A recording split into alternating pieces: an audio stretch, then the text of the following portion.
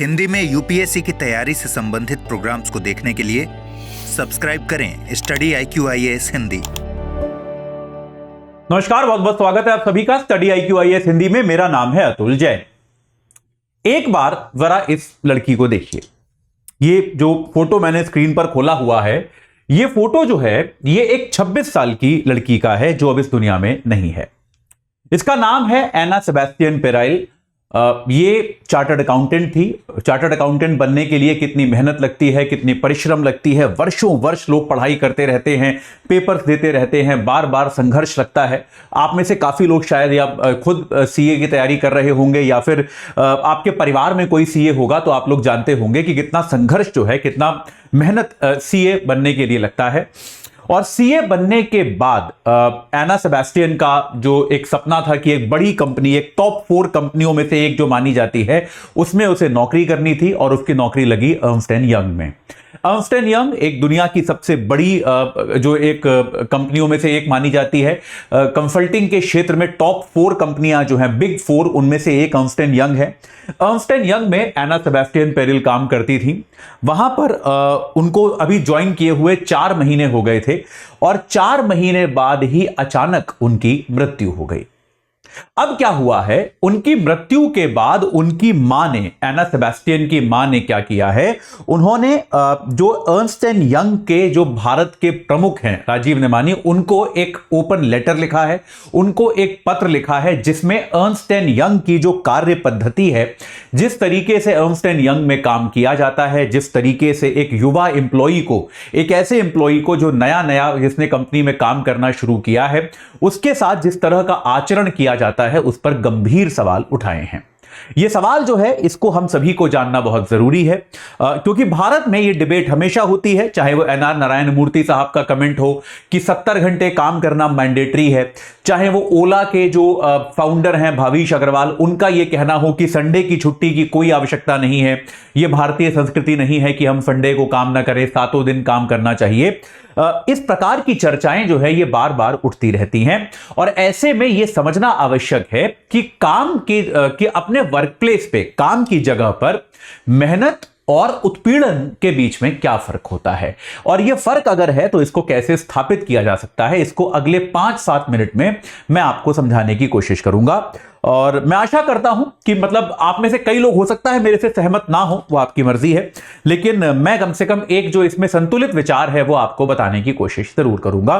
भारत सरकार ने भी अब जो है एना सेबेस्टियन की मदर का, उनकी माताजी का जो पत्र है उसका संज्ञान लिया है और इस मामले की जांच जो है भारत के श्रम मंत्रालय ने शुरू कर दी है। भारत के श्रम मंत्रालय ने कहा है कि वो अर्न्स्ट एंड यंग में जिस प्रकार की कार्य संस्कृति है, जिस प्रकार की वर्क कल्चर है, उसकी जांच करेगी और उसकी जांच के बाद अगर जरूरी होगा तो उस पर कार्रवाई करेगी।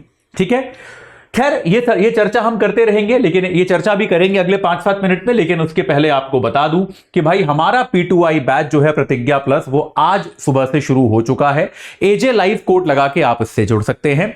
इसमें आपको रोज 3 घंटे की live class, mentorship, daily practice questions, pre और मेंस के क्वेश्चंस का रोज समाधान, प्री मेंस दोनों की टेस्ट सीरीज में फर्स्ट आने वाले विद्यार्थी को 11,000 रुपए का इनाम, और अगर आप प्री क्वालिफाई करते हैं तो फुल रिफंड आपकी फीस का, और आपको मेंस की तैयारी के लिए दिल्ली बुलाना, रहना, खाना, पढ़ना, सब कुछ आपका इसमें सम्मिलित होगा, ये सब आपको मिलेगा। और अगर आप 2026 या 27 में एग्जाम दे रहे हैं तो याद रखिए लॉन्ग टर्म बैच जो है हमारा वो पहले ही शुरू हो चुका है। 20 तारीख उससे जुड़ने की लास्ट डेट है। AJ लाइव कोड लगा के वहां से भी जुड़ सकते हैं। पटना वाले याद रखें भाई, जो पटना और पटना के आसपास के हैं, 22 तारीख सुबह 11 बजे बोरिंग रोड पर जो AN कॉलेज है, AN कॉलेज पर मैं आ रहा हूं, हमारी टीम आ रही है आप लोगों से मिलने के लिए, तो आइएगा जरूर। 11 बजे सुबह वहां पर बैठकर चर्चा करेंगे।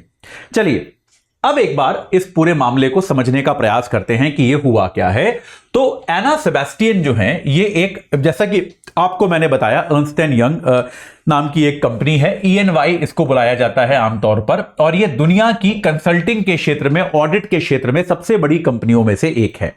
अब देखिए, अर्न्स्ट एंड यंग में जो युवा कर्मचारी होते हैं, जो युवा लोग वहां पर काम करते हैं, उन पर काम का दबाव कितना होता है, इसका आपको जानकारी प्राप्त होती है अगर आप एना की मदर के, जो एना जो जिनकी मृत्यु हुई, एना सेबेस्टियन जिनकी जो अपने मानसिक दबाव के कारण जो गुजर गई, जिनकी मौत हो गई, और मात्र 26 वर्ष की थी।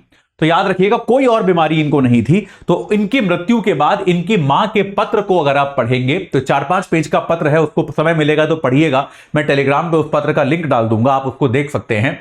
तो वहां पर उन्होंने लिखा है कि किस तरह से जिस दिन से इन्होंने नौकरी ज्वाइन करी, अचानक से इनको काम के साथ ओवरबर्डन कर दिया गया। जब भी कोई कर्मचारी किसी नई कंपनी में ज्वाइन करता है तो आदर्श व्यवस्था यह होती है कि शुरुआत में आप उस कर्मचारी को जो है सिखाएं, काम सिखाएं, उसके ऊपर काम का बोझ इतना ना करें कि वो व्यक्ति जो है वो काम को लेकर काम से घबराना ही शुरू कर दे। याद रखें, क्योंकि बहुत सारे लोग अपने होम टाउन को छोड़ के, अपने परिवार को छोड़ के नए शहरों में शिफ्ट होते हैं, जिसका भी अच्छा खासा काम होता है। एक नए शहर में घर ढूंढना, वहां पर घर बसाना, अपनी व्यवस्थाएं ठीक करना, इसका भी अच्छा खासा काम होता है। और ऐसे में अगर इनको काम दिया जाता रहता है लगातार, जिसमें रात और दिन का कोई ख्याल नहीं रखा जाता। सेबेस्टियन की मदर ने, उनकी मां ने जो पत्र लिखा है उसमें बताया कि ऐसा अनेक बार हुआ कि जब दिन खत्म होने का समय आ गया तब एना सेबेस्टियन को काम दिया गया कि भाई अब ये वाली रिपोर्ट जो है ये कल सुबह तक चाहिए। जब एना ने इसका विरोध किया, जब एना ने यह कहा कि भाई अब तो मैं कैसे काम करूंगी, तो उनसे कहा गया कि आप रात को काम कीजिए, सभी करते हैं, रात को तो काम करना ही होता है। यह उन्होंने लिखा है कि इनके लिए संडे का कोई कॉन्सेप्ट नहीं था। किसी भी संडे को ऐसा नहीं हुआ कि ये काम करती हो, किसी भी संडे को ऐसा नहीं हुआ कि भाई ये काम ना करती हो या फिर ये मुक्त हो, इनके पास काम का दबाव ना हो, ऐसा किसी भी रविवार नहीं हुआ। एना के सीए इंस्टीट्यूट का कॉन्वोकेशन था, जहां पे भी दीक्षांत समारोह होता है, बच्चों को डिग्री मिलती है, उसके लिए इन्होंने अपने माता पिता को बुलाया। जब माता पिता आए उस दिन भी एना काम कर रही थी। माता पिता से कुछ देर मिलके इन्हें ऑफिस का काम करना पड़ा। अपने खुद के कॉन्वोकेशन पर ये लेट पहुंची क्योंकि इनको ऑफिस में रिपोर्ट सबमिट करनी थी। हर रोज पूरे समय 24 घंटे इनकी माताजी लिखती है कि ये जब भी घर आती थी तो थककर बिस्तर पे गिर जाती थी, खाना नहीं खाती थी, और एक आध बार इन्होंने तबीयत खराब होने की शिकायत की तो डॉक्टर ने इनकी जांच करके कहा कि इन्हें कोई बीमारी नहीं है, लेकिन इनको पर्याप्त मात्रा में नींद नहीं मिल रही है और इनके खाने पीने का जो पैटर्न है वो पूरी तरह से गड़बड़ है। यहां पर उनकी माताजी ये कहती हैं कि कई ऐसा देखा गया कि अर्नस्ट एंड यंग जैसी कंपनी जो है वो कई बार इस तरह की कार्य संस्कृति पर गर्व करती है। देखिए इस बात को समझिए। अच्छा, एक चीज मैं आपको और बताता हूं, कम से कम अर्नस्ट एंड यंग इस कंपनी का तो मैं व्यक्तिगत तौर पे आपको बता सकता हूं कि एक एक बात जो एना सेबेस्टियन की मां ने लिखी है वो एक एक बात सत्य है। मैं आपको इसलिए बताता हूं, मेरा एक बहुत ही अच्छा, बहुत ही खास मित्र है, वो अभी एक कवि है, एक गाने लिखता है हिंदी फिल्मों में। तो भाई एक कवि है, बाद में उसने अपना करियर बदल लिया, लेकिन वो भी एक सीए था। सीए के बाद वो आईआईएम गया, वहां से एमबीए किया, और उस व्यक्ति ने कुछ वर्ष तक, 1-1.5 साल तक अर्नस्ट एंड यंग में नौकरी करी। मुझे याद है, मैं भी मुंबई में रहता था, वो भी मुंबई में रहता था, और ये उसकी कहानियां हैं। वो मुझे बताता था कि यार मुझे संडे की भी अपने मैनेजर से 2 घंटे की छुट्टी लेनी पड़ती है। अगर संडे को भी अगर मुझे 2 घंटे के लिए ऑफिस से दूर जाना है या अपने लैपटॉप से दूर जाना है तो मुझे मैनेजर से पूछना पड़ता है कि क्या मैं 2 घंटे की छुट्टी ले लूं। वो भी मेरे को आमतौर पर मिलती नहीं है। कोई इस प्रकार का नॉर्म, कोई इस प्रकार का रूल नहीं है कि भाई संडे को, अब आज संडे है, आज काम नहीं होगा, इस प्रकार का कोई नियम नहीं है। वो उस व्यक्ति की मैंने स्वास्थ्य को गिरते हुए देखा कि मैंने नोटिस किया, एक आध बार उसने भी बताया कि ऑफिस में काम के दबाव से या लगातार 16-17 दिन से वो घर नहीं गया और उसके बाद वो ऑफिस में बेहोश होकर गिर गया। उसके बाद कुछ नहीं हुआ, ऑफिस में उसको चाय कॉफी पिलाई गई और फिर काम पर बैठा दिया गया। तो इस तरह की work culture Ernst and young में है, ये बात मैं भी जानता हूं और इस क्षेत्र से जुड़े सभी लोग जानते हैं। समस्या क्या होती है कि ऐसे में अगर देखिए, अब क्या होता है कि कई बार कुछ मैनेजर इस तरह के होते हैं जो अपने एम्प्लॉइज से, अपने जो उनके नीचे काम करते हैं मातहत, उनसे अत्यधिक काम कराते हैं। कुछ मैनेजर ऐसे हो सकते हैं, इस बात की संभावना है।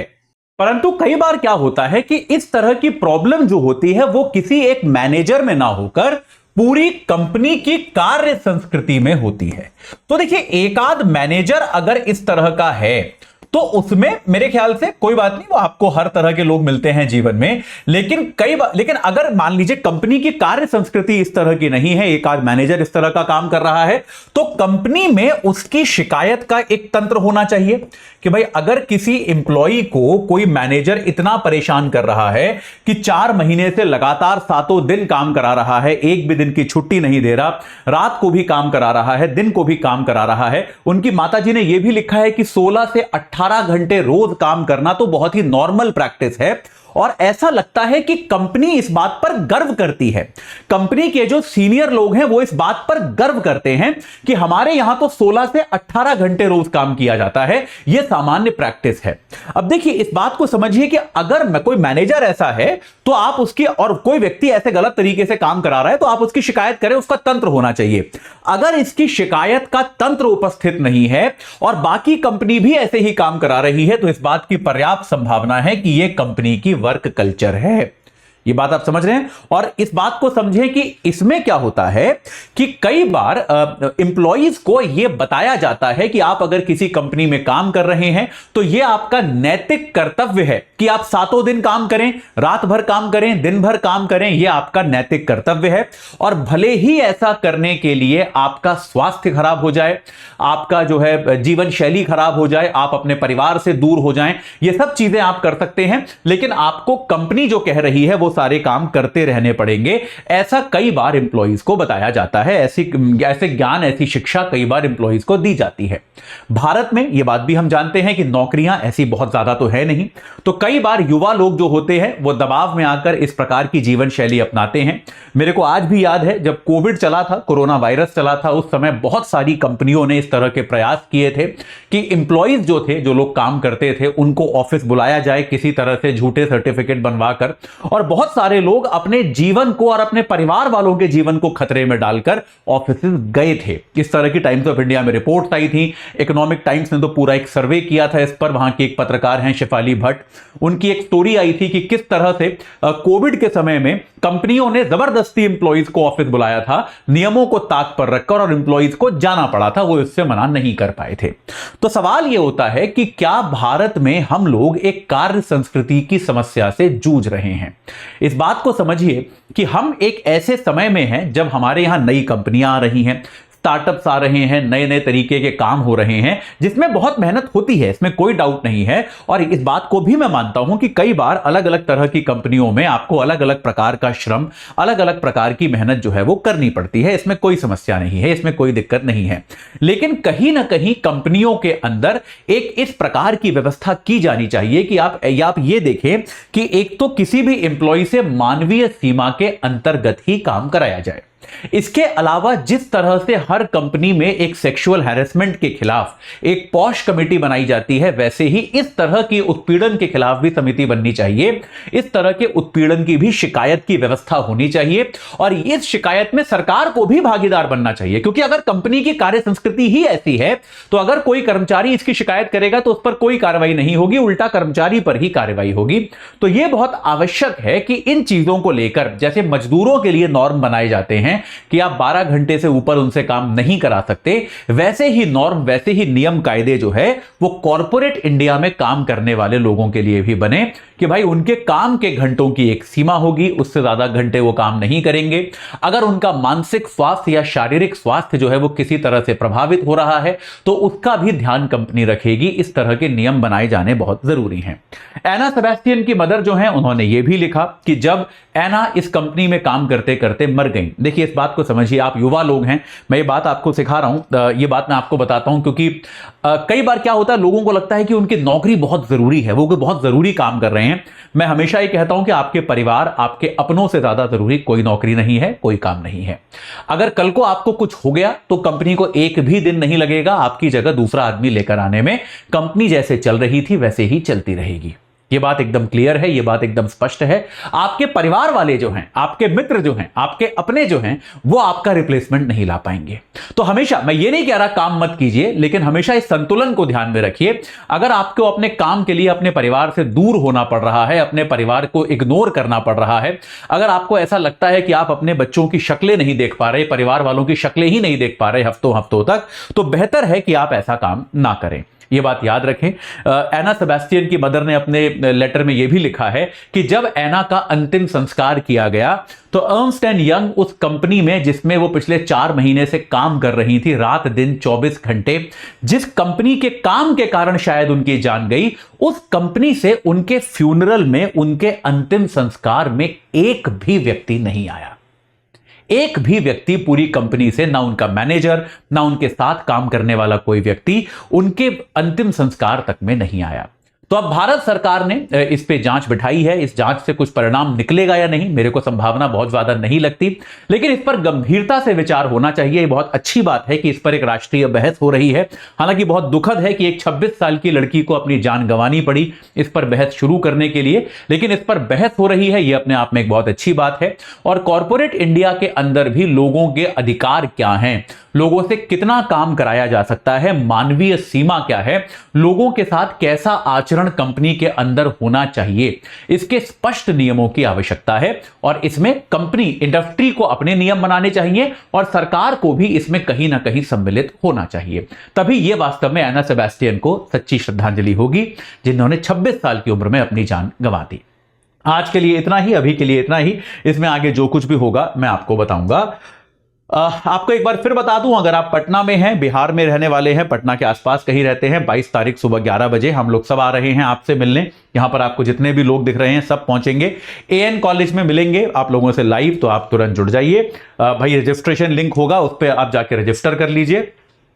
अगर आप 2025 में एग्जाम देने वाले हैं तो हमारा प्रतिज्ञा प्लस बैच जो है वो आज सुबह 8 बजे से शुरू हो चुका है। एजे लाइव कोड लगा के उससे जुड़ जाइए, अपनी तैयारी को सही आकार प्रदान कीजिए। और अगर आप 2026 या 27 में एग्जाम देने वाले हैं तो हमारा लॉन्ग टर्म बैच जो 16 तारीख से शुरू हुआ था, उससे जुड़ने की लास्ट डेट 20 तारीख है। इससे आप तुरंत जुड़ सकते हैं, कोड वही है एजे लाइव। इस चर्चा से जुड़ने के लिए आप सभी का बहुत बहुत धन्यवाद। हिंदी में यूपीएससी की तैयारी से संबंधित प्रोग्राम्स को देखने के लिए सब्सक्राइब करें स्टडी IQ IAS हिंदी।